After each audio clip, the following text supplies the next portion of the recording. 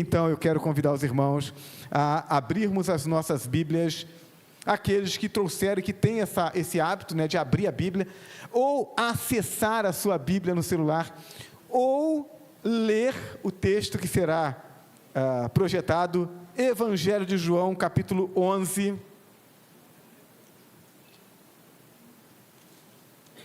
versos 25 e 26.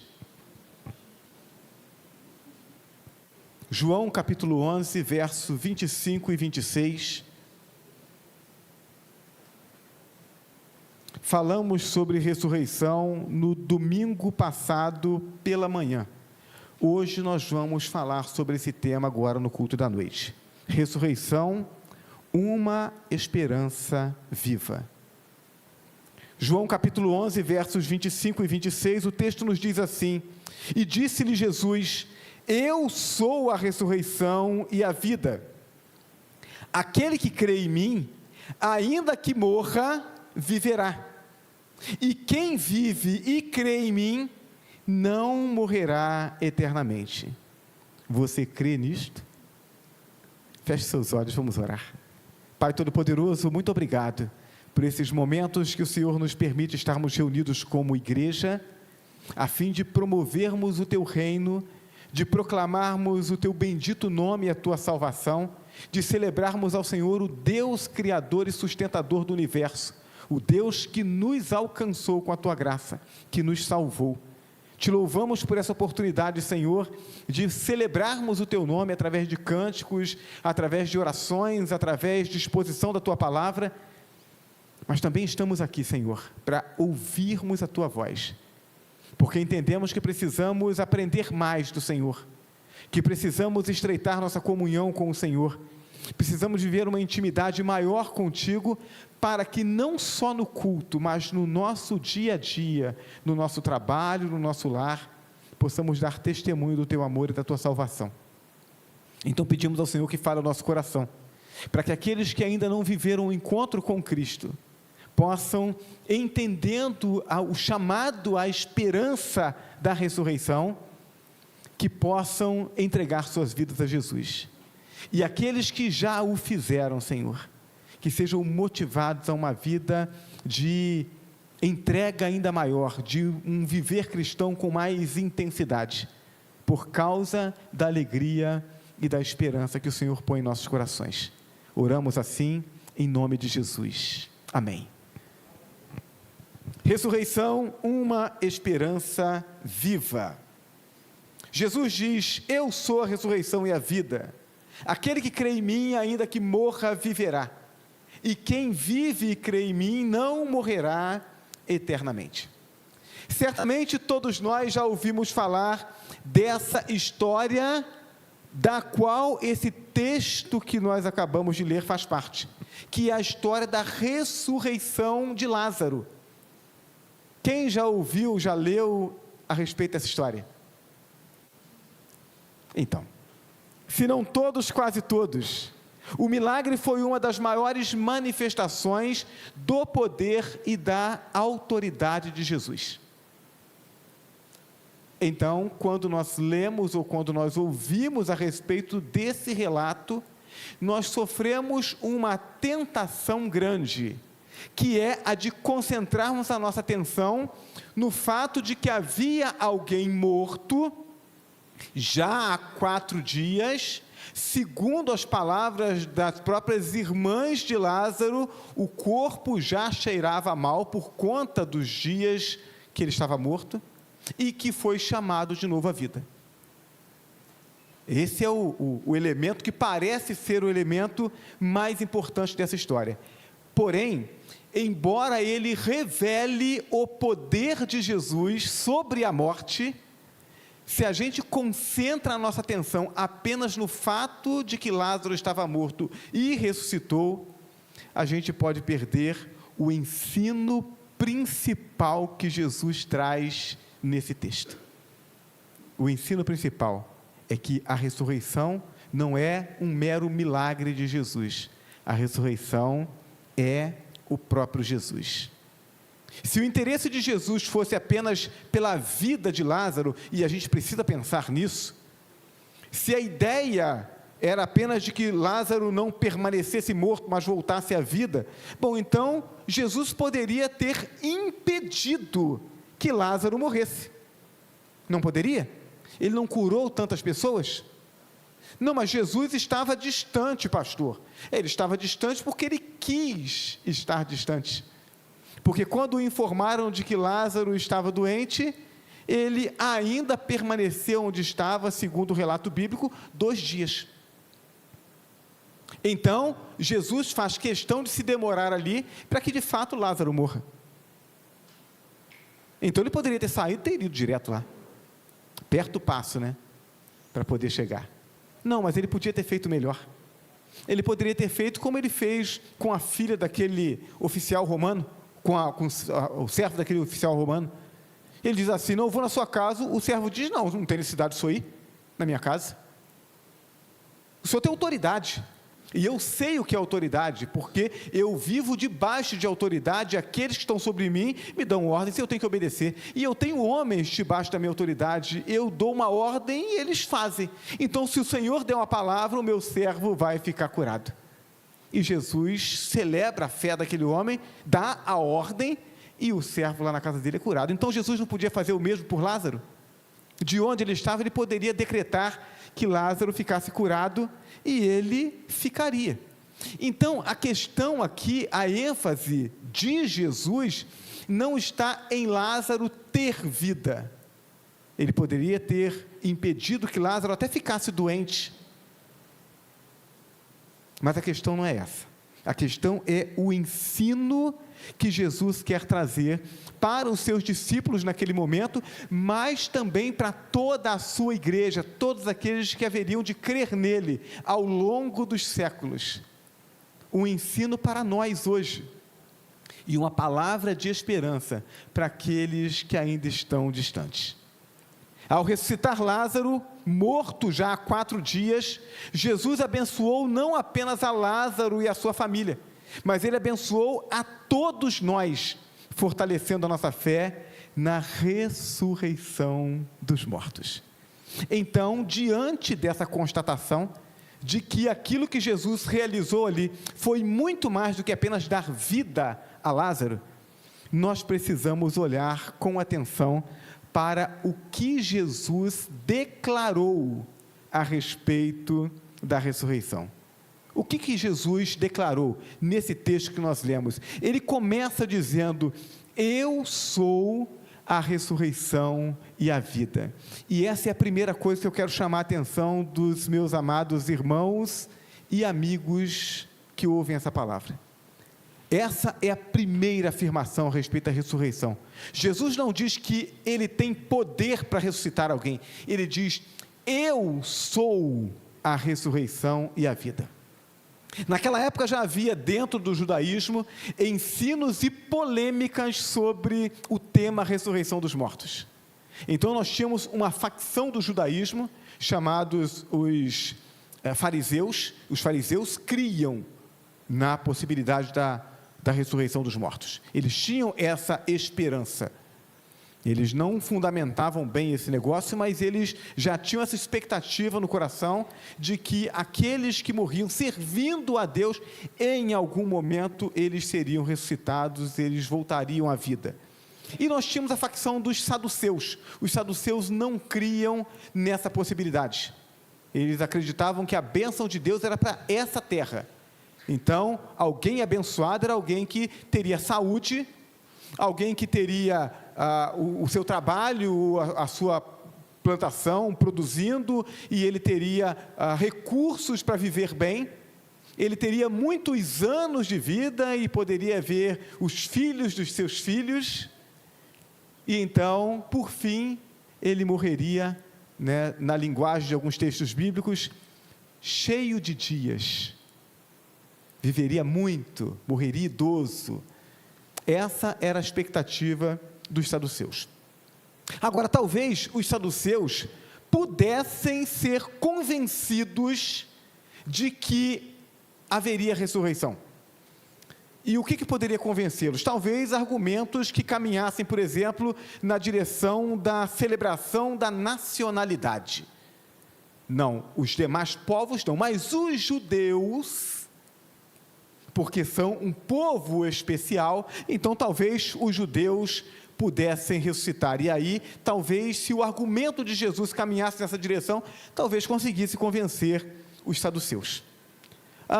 Poderia falar sobre conhecimento e cumprimento da lei. Não, apenas aqueles que são fiéis no cumprimento da lei, aqueles que se debruçam sobre as Escrituras, que levam a sério a lei de Deus, que procuram fazer tudo direitinho, esses ressuscitarão. Então, se o argumento fosse esse, talvez convencesse os saduceus. Ou então poderia estar na questão física, né, na prática da lei da circuncisão. Então, aqueles que são circuncidados, que se identificam fisicamente com a promessa de Deus dada a Abraão e a identificação do povo hebreu, é circuncidado, então esse vai ressuscitar. Talvez algum argumento como esse convencesse os saduceus. Mas quando nós olhamos a palavra de Jesus, nós vemos que Jesus não usa nada disso. Jesus não usa nenhum argumento religioso. Jesus não usa nenhuma regra, nenhum sacrifício, nada que o homem pudesse fazer e que possibilitasse que esse homem, fazendo aquilo que fosse uma regra, pudesse fazer com que ele reivindicasse o direito à ressurreição pelo mérito. Eu fiz aquilo que era para ser feito, então agora eu tenho o direito à ressurreição. Jesus não faz isso. Jesus apresenta apenas Ele mesmo como sendo a ressurreição. Ele apenas afirma: eu sou a ressurreição. Ressurreição, portanto, não é um milagre operado por Jesus. Entenda isso, porque isso vai fazer toda a diferença na sua vida e também na sua maneira de proclamar essa esperança. A ressurreição não é um milagre que Jesus opera. A ressurreição é o próprio Jesus. Eu sou a ressurreição. Sendo assim, ninguém deve esperar a ressurreição para a vida eterna com Deus, sem que Jesus seja parte da sua vida. Não, eu vou vivendo a minha vida aqui, eu até acredito em Jesus, eu acredito na vida eterna, mas eu vou vivendo a minha vida aqui. Não, e a vontade de Jesus? Não, olha, eu sirvo a Deus do meu jeito, né? A gente conhece algumas pessoas, elas acreditam na existência de Deus, acreditam que Deus é bom, e dizem assim: não, Deus conhece meu coração, eu sirvo a Deus do meu jeito, né? Mas Deus não quer que a gente sirva a Ele do nosso jeito, Deus quer que a gente sirva a Ele do jeito dEle. Então, ninguém deve esperar pela ressurreição dos mortos, pela vida eterna com Deus, sem que Jesus faça parte da sua vida. Essa é a esperança bíblica, esperança de ressurreição. Essa é a esperança cristã. Então, o cristianismo, o ensino bíblico, o ensino de Jesus, não tem a ver com reencarnação. O ensino de Jesus Cristo não tem a ver com o desenvolvimento, aperfeiçoamento da alma de forma incorpórea. Vamos nos libertar do corpo físico que é mau. Não, isso é gnosticismo, isso é outra coisa. A esperança bíblica é a esperança da ressurreição e transformação do corpo para habitar no céu. É essa a esperança. Todos nós vamos morrer, a menos que Jesus volte antes. Então, aqueles que estiverem vivos quando Jesus voltar, porque Ele veio a esse mundo, entregou a vida por nós, morreu a morte que era nossa, para que nós, os que cremos nele, possamos viver a vida dele. Ressuscitou, venceu a morte, subiu ao céu, enviou o Espírito Santo, para que o Espírito Santo conduza a igreja, para que de geração em geração, aqueles que amam a Deus, e que querem servir a Deus voluntariamente, possam escolher serem selados pelo Espírito Santo, para então, depois, viver eternamente com Deus no céu. Mas Jesus vai voltar. E quando Ele voltar, aqueles que estiverem vivos serão transformados sem passar pela morte física. Mas aqueles que estiverem mortos ressuscitarão. Essa é a esperança. Todos nós vamos morrer. Todos nós queremos ir para um bom lugar, não é isso que o pessoal fala? Né? Que Deus, a pessoa morreu, né? Que Deus o tenha num bom lugar. O bom lugar que a Bíblia diz é o céu. É a comunhão com Deus até a volta de Cristo, para receber um corpo de volta, um corpo transformado, e habitar no céu, que é um lugar. Então, todos querem ir para o céu, mas isso só é possível através da ressurreição para a vida, e essa ressurreição só poderá ser desfrutada por aqueles que em vida confessarem a Jesus como único e suficiente Senhor e Salvador. E eu quero me demorar um pouco mais nesse ponto, irmãos, porque a gente precisa entender isso. A vida cristã não tem a ver com sentimento, a vida cristã tem a ver com decisão de reconhecer que Deus existe, que Deus é o Criador e sustentador de todas as coisas, que eu só existo porque Deus me chamou à existência, e portanto eu pertenço a Ele, mas Ele quer que eu escolha voluntariamente viver com Ele. E se eu em vida faço essa escolha, a escolha de rejeitar qualquer outra coisa que se opõe à vontade de Deus, para viver a comunhão com Deus, Deus diz: muito bem, então vem para cá, caminha comigo aqui. E eu começo a caminhar com Deus aqui, com todas as minhas falhas, minhas limitações, porque a gente não deixa de ser pecador, mas lutando para fazer a vontade de Deus, porque eu quero estar perto dEle. E aí Ele diz: então, se você escolheu assim, você estará comigo, não só agora, mas estará comigo eternamente. Não faz sentido alguém que escolhe viver essa vida longe de Deus, viver essa vida seguindo os próprios desejos e a própria vontade, ignorando a vontade de Deus, e imaginar que depois que morrer vai estar com Deus. Se você escolhe estar sem Deus nessa vida, por que Deus estaria com você na outra vida? Ele vai respeitar a sua vontade. Faz sentido isso? Então, se eu não quero a santidade de Deus agora, por que eu vou imaginar que depois de morto estarei com Deus? É necessário que estejamos com Ele aqui e agora. A ressurreição para a vida só é possível de ser desfrutada por aqueles que confessam Jesus como único e suficiente Salvador e Senhor.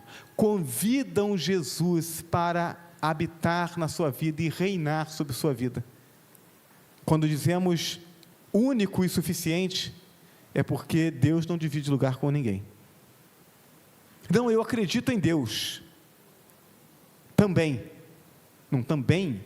Eu acredito em Deus, mas também, né, eu vou lá, né, conferir o horóscopo. Não, mas eu vou lá, né, colocar, acender uma vela lá para um santo, não sei das quantas. Eu vou, né, fazer uma promessa para, enfim, vou pendurar uma ferradura na parede, vou colocar um pé de coelho lá no meu chaveiro. Eu digo, se pé de coelho desse sorte, ninguém pegava o coelho, né? Tem 4.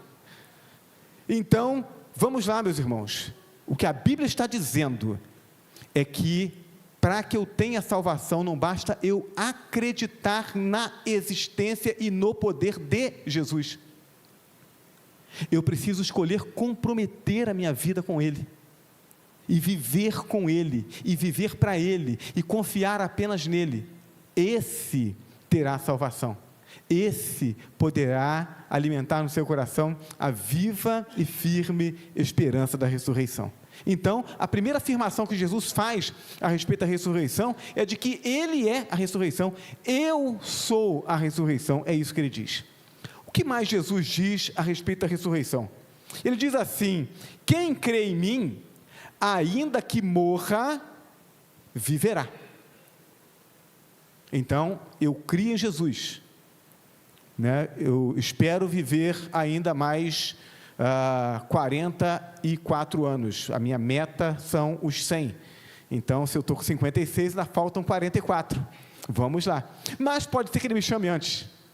A questão é a seguinte: a Bíblia está dizendo que se Jesus não voltar antes e eu morrer, quem crê em mim, eu creio nele, e creio nele, e a minha vida é dele, ainda que morra, viverá.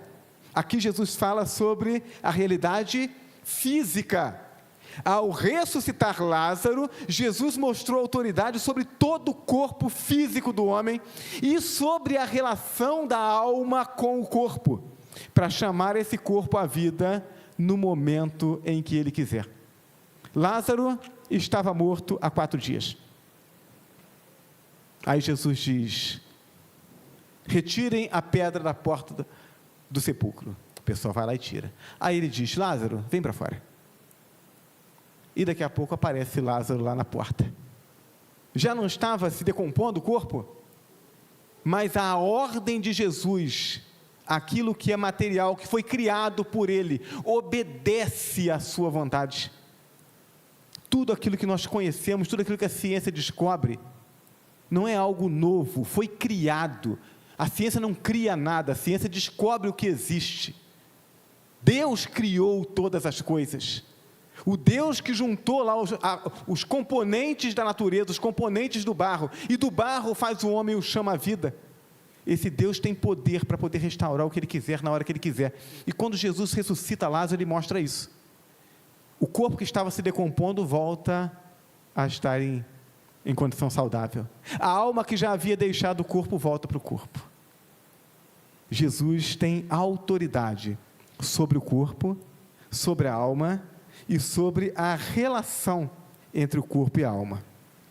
Esse ensino é reforçado na própria ressurreição de Jesus, quando o apóstolo Paulo, escrevendo a primeira carta aos Coríntios, no capítulo 15, versos 20 a 23, ele chama a nossa atenção exatamente para isso. Ele diz, olha, verso 20, mas de fato Cristo ressuscitou dentre os mortos, sendo as primícias dentre aqueles que dormiram. Ele é o primeiro que ressuscita para viver eternamente. É isso que o texto significa.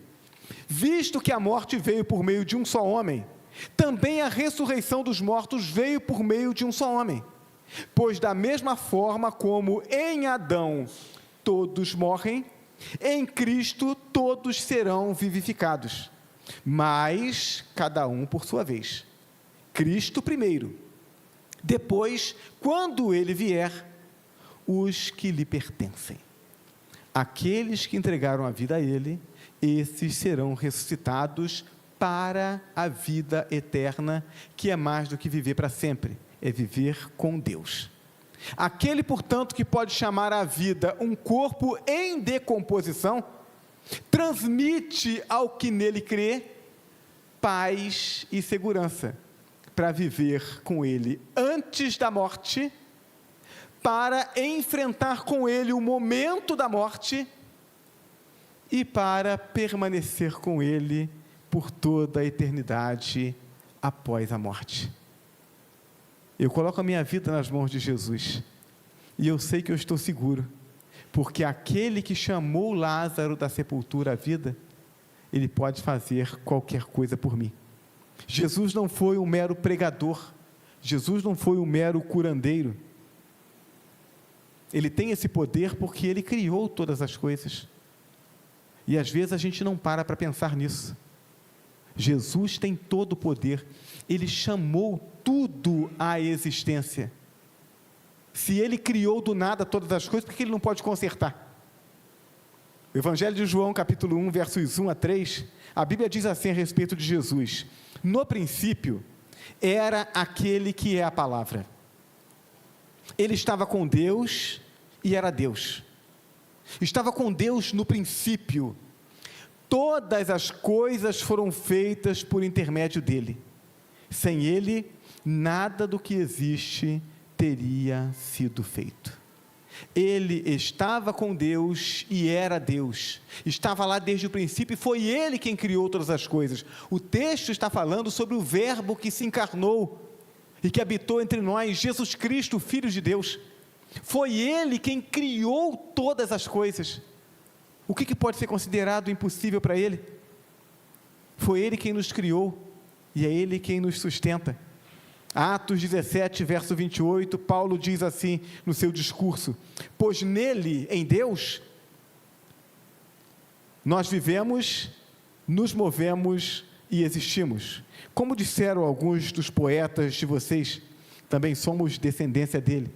Paulo está dizendo, Deus não está distante, Deus não é alguém que veio de fora, de um outro universo, para vir aqui dominar a gente, não. Deus é aquele que criou todas as coisas, inclusive nós.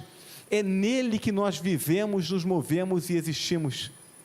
Pertencemos a Ele, ao poder dEle que nos sustenta.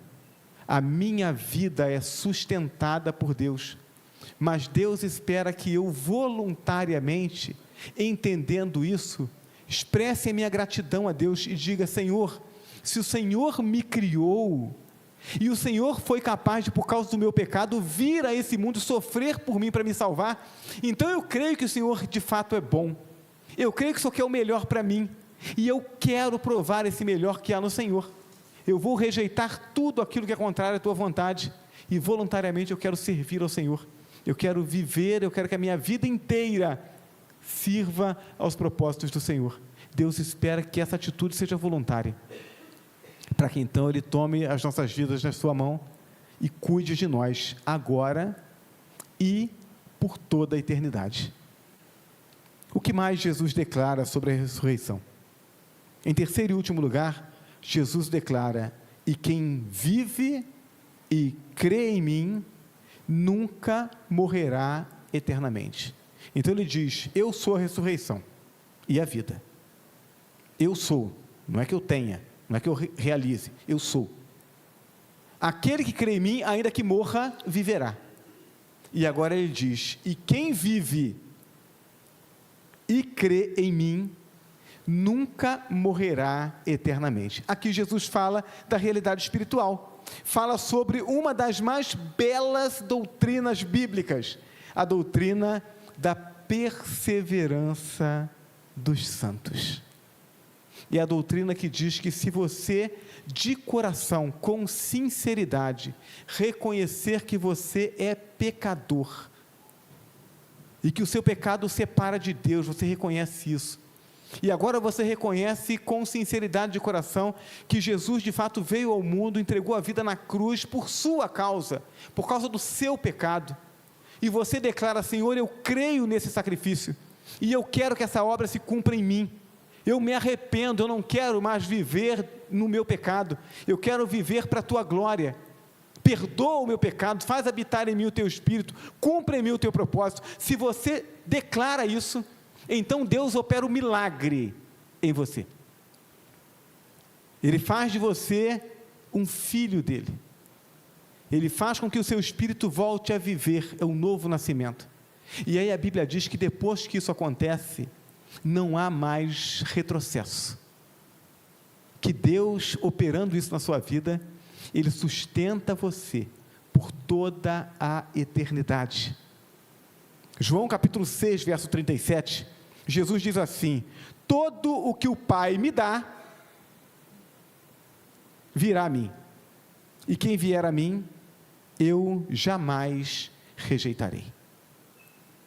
Se o Pai me dá, a pessoa vem a mim, é o que Jesus diz, e se Ele vem a mim, eu não o lançarei fora, é meu.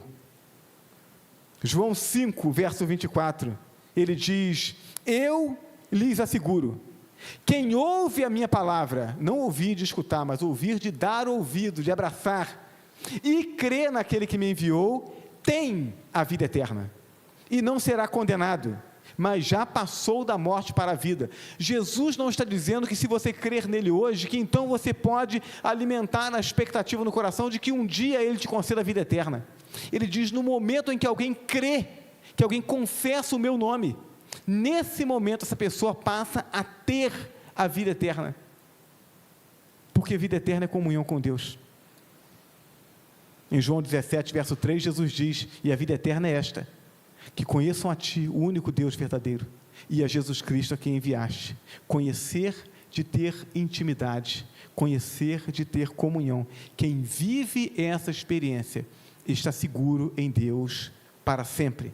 E o apóstolo Paulo, entendendo isso, ele escreve aos Romanos, no capítulo 8, a respeito dessa segurança dos crentes.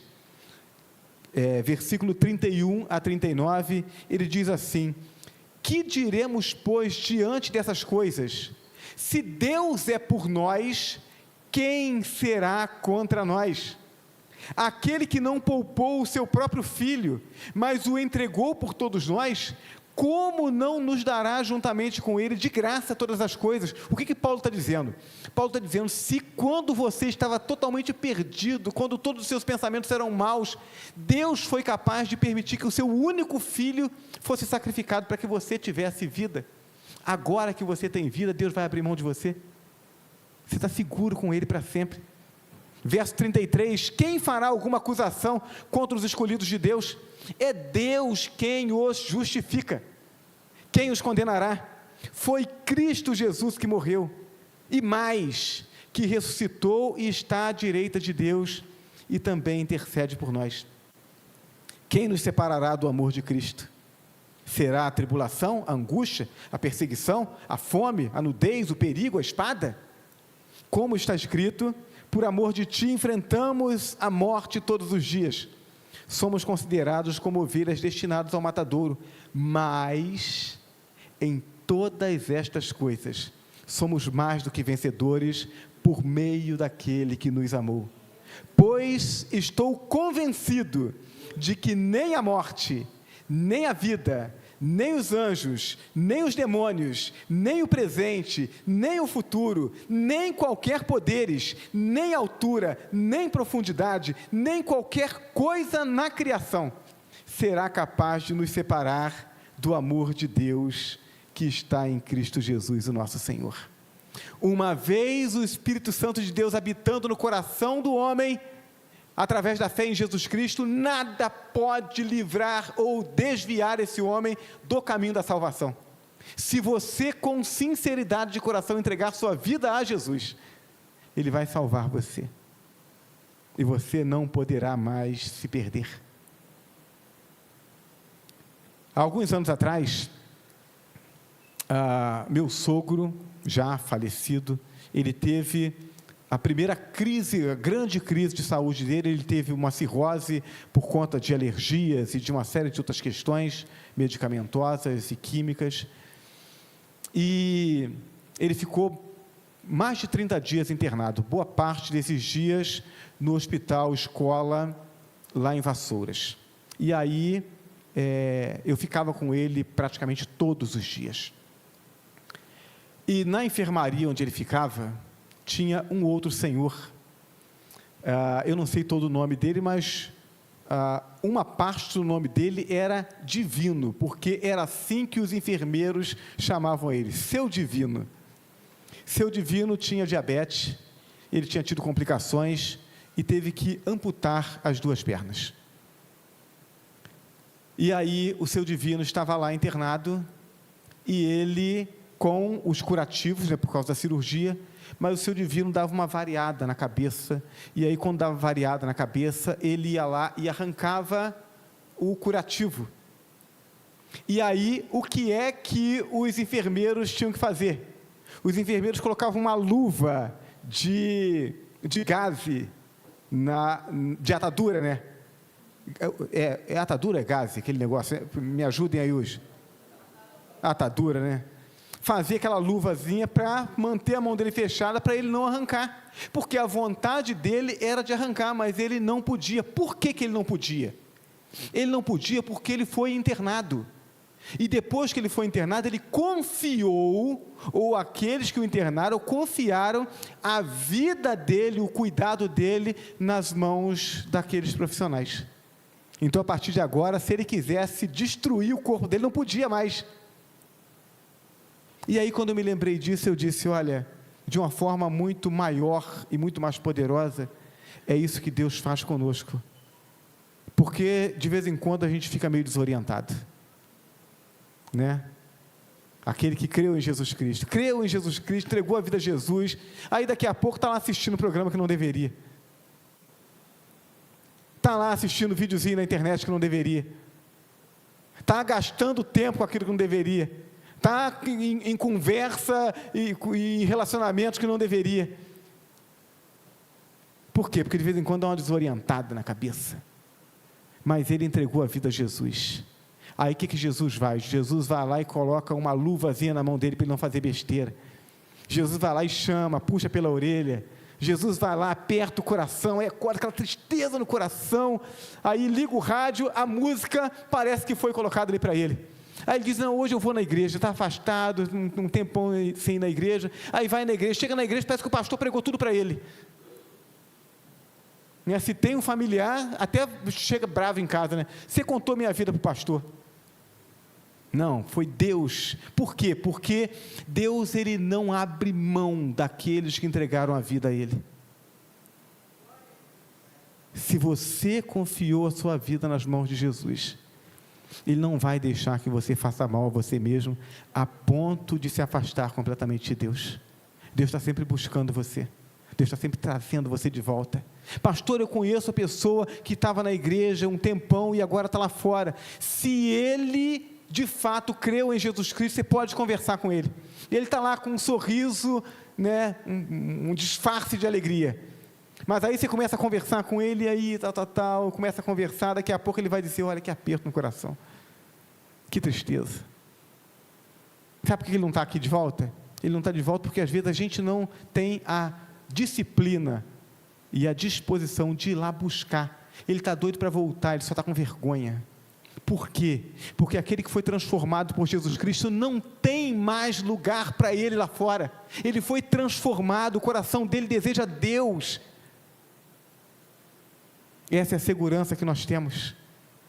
Quando aceitamos a Jesus como Salvador e Senhor, Ele nos conduz à vida eterna, nos livra da eterna condenação, nos livra do mal e nos protege até de nós mesmos, de modo a que jamais possamos nos desviar da salvação. Se você entregou a vida nas mãos dele, ele diz assim, olha, dou-lhes a vida eterna, jamais perecerão, e ninguém as arrebatará, as ovelhas de Jesus, ele diz, das minhas mãos.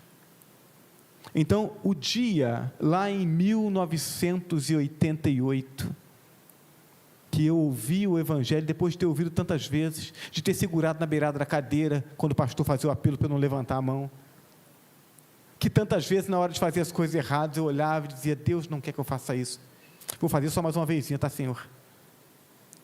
E aí, naquele dia, o Evangelho impactou meu coração, e eu levantei as minhas mãos, e eu disse, Senhor, minha vida é tua. Naquele momento, eu coloquei a minha vida na mão dele, eu disse, Senhor, eu não tenho condição, por mim mesmo, de levar a minha vida para o céu, de fazer com que a minha vida tenha paz, eu preciso da ajuda do Senhor, e ele estendeu a mão e disse, então me dá a sua vida, e eu levantei minha mão e disse, minha vida é tua, a vida na mão dele. Naquele dia, ele pegou a minha vida e ele fechou a mão, e ele disse, não tem ninguém nesse universo, que tem força suficiente para tirar a sua vida daqui agora. Tem 37 anos, que a minha vida está segura nas mãos dele, e continuará lá por toda a eternidade, não porque eu seja capaz de fazer o que é certo, mas porque ele não me deixa perder, sou dele, essa é a segurança, aquele que vive e crê em mim, jamais morrerá eternamente, é a promessa dele. Se a ressurreição passar a habitar, portanto, no coração de alguém, a vida eterna é algo que está assegurado, que não tem como perder. Eu sou a ressurreição e a vida. Aquele que crê em mim, ainda que esteja morto, viverá. E todo aquele que vive e crê em mim, jamais morrerá eternamente. Foi isso que Jesus veio fazer nesse mundo. Ele veio alcançar aqueles que estavam mortos, trazendo vida. Jesus quer fazer isso com a sua vida. Ele só espera que você o autorize, que você diga, sim, Senhor, eu desejo essa salvação. Eu quero convidar a igreja a fecharmos os olhos nesse momento. Eu não conheço o coração de todos que estão aqui, e muito menos daqueles que estão do outro lado da transmissão. A igreja é apenas a porta-voz de Deus. aquela que serve, que leva adiante a mensagem da salvação, que proclama a salvação que há em Cristo Jesus. Mas nesse momento, Deus chama o coração do homem e diz: não importa se você olha e você diz: eu não entendo tudo, porque a gente não tem que entender tudo. A gente tem apenas que confiar que o Deus que nos criou quer nos salvar e quer nos ter com Ele para sempre. Então nós vamos orar, e se você deseja entregar sua vida a Jesus, deseja que esse milagre aconteça e alcance a sua vida, você pode orar comigo. Ore assim: Senhor Deus e Pai, muito obrigado, Senhor, porque nessa noite eu pude ouvir a respeito da ressurreição, e pude entender o plano do Senhor. Deus, muito obrigado, porque nessa noite eu pude entender que eu estou separado do Senhor, e que porque eu estou separado não há esperança de ressurreição para a vida, não há esperança de céu, não há esperança do bom lugar.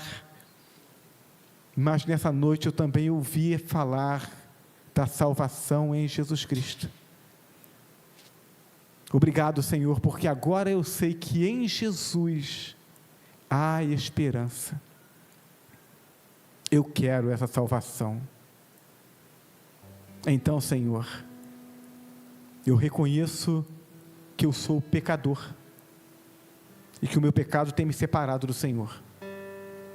Eu reconheço que Jesus Cristo, teu Filho, veio a esse mundo e entregou a vida em sacrifício na cruz para pagar o meu pecado. Eu reconheço que Ele ressuscitou, venceu a morte. E eu reconheço que, pela fé em Jesus Cristo, eu posso ter o perdão dos meus pecados. Eu posso ser reconciliado com o Senhor. Posso viver uma vida de intimidade contigo, ainda aqui nessa terra, mas com a segurança de estar nas tuas mãos aqui, agora, e a certeza de que estarei assim nas tuas mãos por toda a eternidade. Eu quero essa salvação. Eu confesso Jesus como meu único e suficiente Senhor e Salvador. E eu peço ao Senhor que me ajude para que eu permaneça na tua presença e cresça no conhecimento do Senhor, para que então, como expressão da minha gratidão, eu possa servi-lo e contar para os outros dessa salvação. Louvado seja o teu nome, Senhor. Aleluia. A igreja continua orando, e eu quero fazer esse convite, o convite para que você torne pública a sua decisão, caso você tenha feito essa oração. É aquela decisão que faz com que a oração ela ganhe expressão, que não fique parecendo apenas um sentimento. Você fez essa oração? Você confessou Jesus como o único e suficiente Senhor e Salvador? Se você fez isso, eu gostaria que você, em um gesto rápido, apenas para que eu possa identificar você levantasse a sua mão. Há alguém nessa noite que tomou essa decisão ao lado de Jesus? Alguém? É só levantar a sua mão e abaixar. Deus abençoe, louvado seja o nome do nosso Deus. Há mais alguém que tenha tomado essa decisão, dizendo assim: Jesus, a minha vida agora é tua, minha vida está nas tuas mãos. Há mais alguém?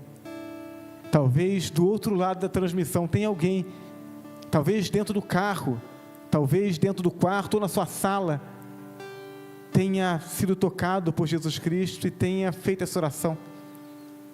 A gente quer caminhar com você, porque a igreja é a família de Deus, e Deus não chamou ninguém para servi-lo em carreira solo. A gente serve como família, ajudando uns aos outros. Amém?